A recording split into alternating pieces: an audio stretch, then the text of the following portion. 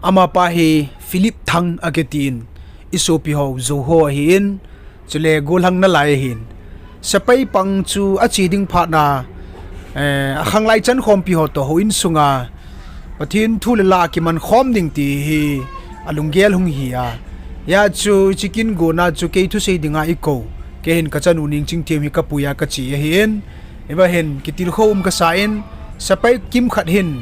zule sa to hin khomangin akil hazivin ama wang he sutil hin pha na pathin huin sunga ki man cha khom ding adei pa he kitil khom ka sa ja video kan sima hen achunga ki pathu i sevin chule